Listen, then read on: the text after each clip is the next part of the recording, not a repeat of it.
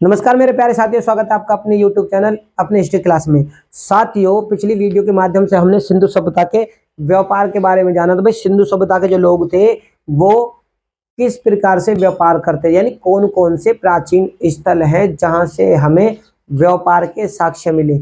और ये जो व्यापार करते थे वो स्थल मार्ग के माध्यम से व्यापार करते थे और जलीय मार्ग के माध्यम से व्यापार करते थे। और जो व्यापार करते थे स्थल मार्ग के माध्यम से, तो वो कौन कौन से स्थलों के माध्यम से करते थे, ठीक है ना। और जलीय मार्ग के माध्यम से कौन कौन से ऐसे द्वीप हैं जो इनके व्यापार के माध्यम यानी व्यापार के मध्य में पड़ते थे। और ये किस प्रकार के वस्तुएं आयात और निर्यात करते थे उसके बारे में भी हमने पिछली वीडियो के माध्यम से जाना। आज हम जो जानेंगे वो सिंधु सभ्यता की लिपि के बारे में जानेंगे। इसके बारे में जानेंगे, लिपि की। तो सिंधु सभ्यता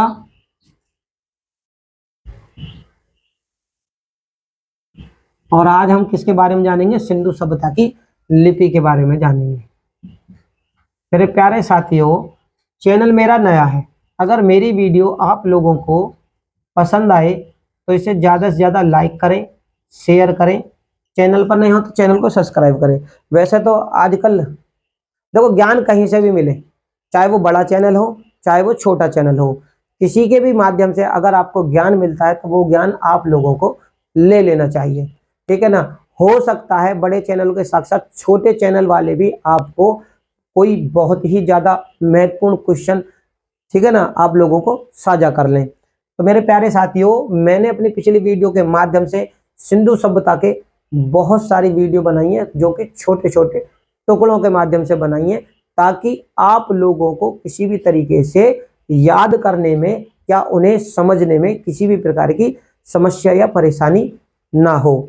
तो मेरे प्यारे साथियों, आज जो हम जानेंगे वो सिंधु सभ्यता यानी हड़प्पा सभ्यता के लिपि के बारे में जानेंगे। लिपि मतलब भाषा, कि भाई ये जो लोग थे उस समय किस प्रकार की भाषा का इस्तेमाल करते थे। तो देखो, सर्वप्रथम अगर बात करें अब सिंधु सभ्यता के लिपियों के बारे में, तो इनके जो सबूत मिले, साक्ष्य मिले, अब ऐसा तो है नहीं उस समय ये किसी किताब या कॉपी पे इनकी लिपि लिखी हो। इनकी जो लिपि थी ज्यादातर पहाड़ों की गुफाओं में, पत्थरों में, मोहरों पे, इस तरीके से चिन्हों के माध्यम से हमें लिपि इनकी देखने को मिलती है, जो कि अभी तक पढ़ने की कोशिश की गई है लेकिन पढ़ी नहीं गई है, ठीक है ना। क्योंकि इनकी जो लिपि थी वो भाव चित्रात्मक, ठीक है ना, लिपि थी। तो बात करते हैं, देखो सर्वप्रथम इनकी लिपि का जो पढ़ने का प्रयास किया गया, ठीक है ना, इस लिपि का संबंध जो कहा गया वो इस लिपि को खोजा किसके माध्यम से गया। तो ये जो लिपि है सर्वप्रथम अलेक्जेंडर किनिंगम, ठीक है ना। तो देखो, इस लिपि का सर्वप्रथम 1873 ईस्वी में, 1873 ईस्वी, किसने सर्वप्रथम? अलेक्जेंडर।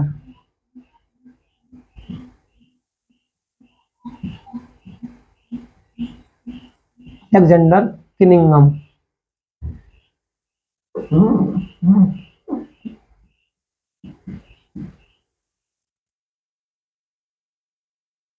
ठीक है ना। इन्होंने कहा था ये जो लिपि है इसकी, सिंधु सभ्यता की जो लिपि है इसका संबंध ब्राह्मी लिपि से है। किसने कहा था भाई? जब ये लिपि खोजी गई, जब लिपि ये खोजी गई तो ये खोजी गई 1873 ईस्वी में अलेक्जेंडर किनिंगम के द्वारा।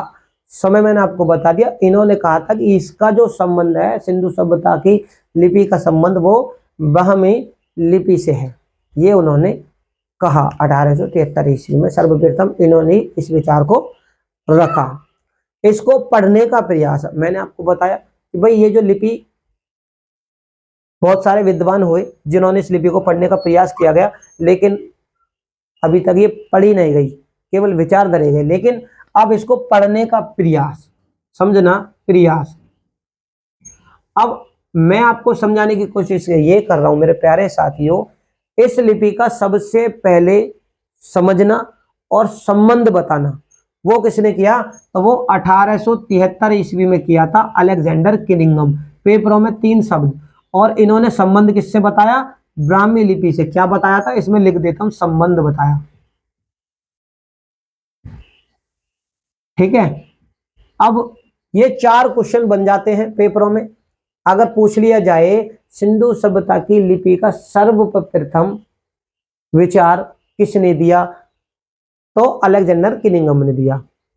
क्वेश्चन में आ जाए कौन से सन में दिया गया, तो 1873 में दिया गया। लिपि का संबंध किससे था, संबंध पूछ लिया जाए तो ब्राह्मी लिपि से था, ठीक है ना। और यही पूछ लिया जाए तो इस तरीके से देखो क्वेश्चन बनते हैं पेपरों में ज्यादा। अब बात करते हैं प्रयास, सबसे पहले पढ़ने का प्रयास इस लिपि का किसने किया, तो इस लिपि का सर्वप्रथम प्रयास जो किया गया पढ़ने का वो 1925 ईस्वी में किया गया था। ठीक है, किसमें किया गया था, 1925 ईस्वी में किया। A.L. वेडल ने, किसने किया था,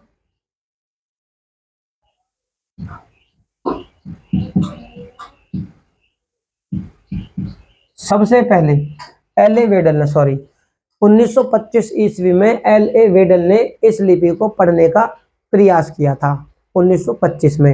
इनके बाद में किसने किया, इनके बाद में किसने किया, तो मैं वो भी लिख देता हूं। इनके बाद जो इस लिपि को पढ़ने का प्रयास किया गया वो थे वीबी लाल जी ने। तो किसने किया था, वीबी लाल जी ने इस लिपि को पढ़ने का प्रयास किया गया। ये जो सिंधु सभ्यता की जो लिपि थी, इन सिंधु सभ्यता के लोगों का जो लेखन प्रणाली थी वो किस प्रकार से थी, तो देखो इस लिपि में जो थे वो 64 मूल शब्द थे। क्या थे, 64 मूल अक्षर। ये आप लोग लिख लेना, सिंधु सभ्यता की जो लिपि थी उसमें 64 मूल अक्षर थे। ठीक है, अक्षर मतलब चिन्ह के रूप में, ये क्या थे, मूल चिन्ह लिख देता हूं, उसके बाद में आप समझ लेना। सिंधु सभ्यता के 64 मूल चिन्ह थे। ठीक है, क्या थे, 64 मूल चिन्ह। अब देखो बीबी लाल ने भी पढ़ने का प्रयास किया गया। इस लिपि में क्या थे, 64 मूल चिन्ह, और इसके अंतर्गत जो अक्षर आते हैं अक्षर, ठीक है, ये तो हो गए मूल चिन्ह। 64 मूल चिन्ह सिंधु सभ्यता की लिपि में थे। और अक्षर की अगर बात करें तो इसमें 250 से यानी 250 से लेकर 400 अक्षर थे। कितने थे, अक्षर की बात करें तो 250 यानी 250 से लेकर 400 तक इसमें अक्षर थे। अब ये सारे अक्षर हमें किसी किताब कॉपी पे तो मिले नहीं है कि भाई एक साथ मिले और हमने इन्हें ABCD के आधार या का खा गए के आधार से पढ़ लिया, इस प्रकार से ये नहीं थे। ये जो अक्षर मिलते हैं ये हमें शैल खड़ी की मोहरों पर, जो उनकी मोहरें थी उन मोहरों के माध्यम से ये अक्षर मिलते हैं। तांबे की गुड़ियाओं पे ये अक्षर हमें चिन्हों के रूप में मिलते हैं। ठीक है ना, तो किस पे, ये जो मिलते हैं अक्षर जो मिलते हैं ये मिलते हैं शैल खड़ी, शैल खड़ी की मोहरे और तांबे की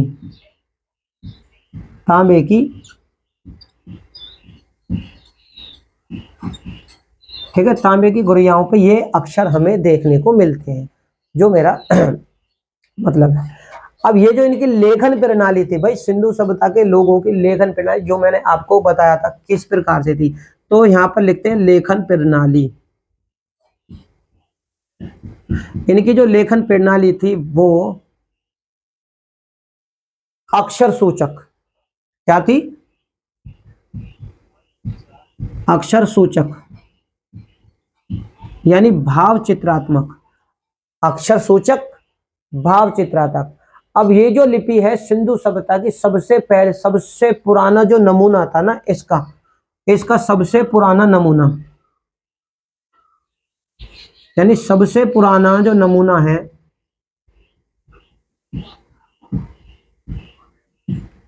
नमूना मतलब ये जो लिपि थी अगर इसकी खोजबीन हुई और ये जो हमें चिन्हों के रूप में ये लिपि मिली सिंधु सभ्यता की, इसका सबसे पुराना जो नमूना है वो हमें कब मिला था, तो 1853 ईस्वी में। 1853 ईस्वी में सबसे पुराना, यहां लिख देता हूं मैं सबसे पुराना। ठीक है, सबसे पुराना नमूना 1853 ईस्वी में हमें मिला। और 1853 के बाद खोजबीन होते हुए और ज़्यादा निरंतर सुधार करते हुए और निरंतर इसमें उत्खनन के माध्यम से और ज़्यादा खोजबीन करते हुए समय आ जाता है 1953 के बाद 1923 ईस्वी। ठीक है, तो 1923 ईस्वी में क्या हुआ कि ये पूरी ही लिपि प्रकाश में आ गई। 1923 में लिख देता हूं, पूरी लिपि प्रकाश में आई। कब आई है? तो देखो समय कितना लगा, सबसे पहले नमूना मिला 1853 में इस लिपि का, और 1923 ईस्वी में पूरी लिपि प्रकाश में आ चुकी। लेकिन ये अभी तक प्रकाश में आने के बाद, मैंने आपको पहले भी बताया, केवल हमें चिन्हों के माध्यम से मिले, तो हमें ये चिन्हों के माध्यम से अनुमान लगाया है, ये लिपि अभी तक पढ़ी नहीं गई है। ठीक है, क्योंकि ये भाव चित्रात्मक लिपि थी। इस लिपि का जो क्या था, लिख देता हूं, अक्षर सूचक और भाव चित्रमात्मक, भाव, ये लिपि कैसी थी? तो भाव चित्रात्मक थी। ठीक है ना, तो ये लिपि केवल समझी गई है, समझने की कोशिश की गई है, लेकिन अभी तक पढ़ी नहीं गई। लिखावट की अगर बात करें तो ये दाएं से बाएं फारस की तरह। ठीक है ना, तो ये इस लिपि के कुछ नमूने हमें ऐसे मिलते हैं कि ये देखो, ये लिपि दाएं से क्या है, बाएं। जिस प्रकार दाएं से बाएं जो लिपि के कुछ हमें साक्ष्य मिले, तो वो कौन से थे? फारस की लिपि,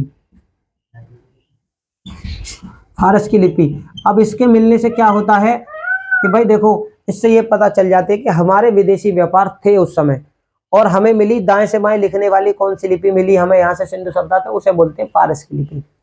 और कुछ लिपि बाएं से दाएं,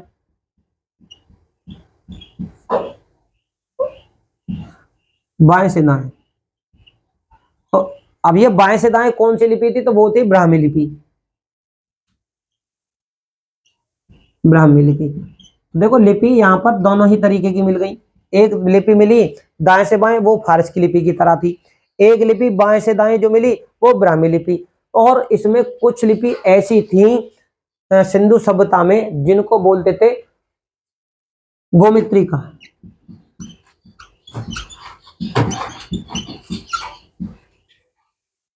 गोमूत्रिका लिपि।